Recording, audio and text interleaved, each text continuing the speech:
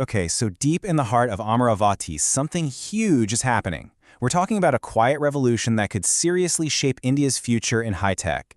This is all about the race for quantum supremacy. But before we dive in, let me ask you something. What do you think is one of the absolute hardest things to build in technology right now? Like the Mount Everest of engineering? Yep, a quantum computer. If that's what you were thinking, you're exactly right. Building one of these is, well, it's one of the most ridiculously complex challenges we've ever faced, pushing everything we know about physics and engineering to the absolute limit. Now just imagine for a second you're an innovator in India working on this incredible, mind-bending technology. What could possibly make this almost impossible task even harder? Well, this is it. This is the big problem. You design this groundbreaking piece of quantum hardware. You pour everything into it, and then you have absolutely no way of knowing if it even works. Not without sending it literally halfway across the planet. That's the bottleneck we're talking about today. And that brings us to a huge announcement that really is a massive leap forward.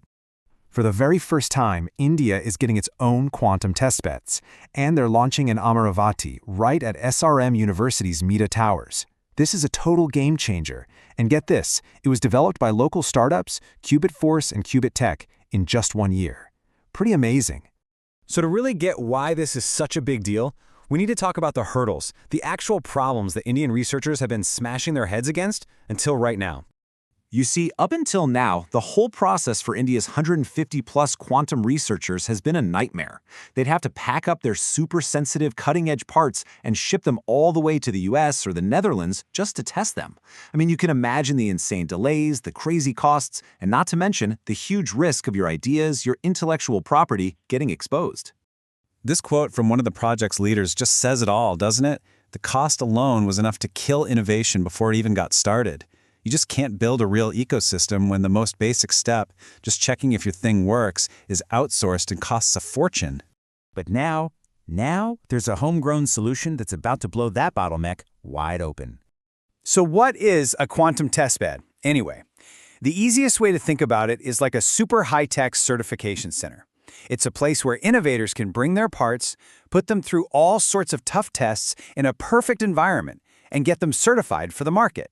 It's the critical piece of the puzzle that's been missing. Look how this new setup just completely changes the game. It creates this clean, simple, self-contained workflow. You can innovate and build, test it right there in Amaravati, and get it certified for the market all inside India. This just speeds everything up. And this commitment to doing things at home goes deep.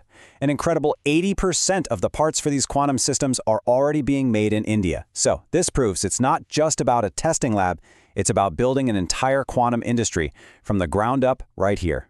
But the vision is even bigger than just one lab. The goal here is to create a whole ecosystem, basically a quantum valley for India. Because, building a quantum computer isn't just a job for physicists in a lab coat. No way. You need a whole team. You need mechanical engineers for the cooling systems, computer scientists writing the algorithms, electronics engineers for the controls, and material scientists actually making the qubits. This project is going to train people across all of these different fields. So the big picture here, the main point, is to build this self-sustaining hub in Amaravati, a place that pulls in top talent, sparks new ideas, and can handle everything from the initial R&D all the way to manufacturing and certification. And what's really interesting is how this local plan fits into a much bigger national strategy for India. You see, for a long time, India's been known as a service nation, and it's been fantastic at implementing tech that was developed somewhere else. But this shift to becoming a product nation is a fundamental change. It's about going from just being a user of tech to being an inventor, a builder, and an owner of it.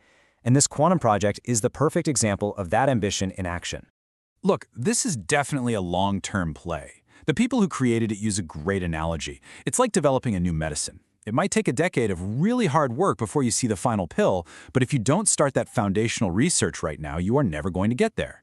This testbed, this is that crucial first step. So with that massive bottleneck finally gone and the foundations being laid for a new quantum valley, the journey is really just getting started. The question isn't if India will make a big contribution anymore, but what's it going to be?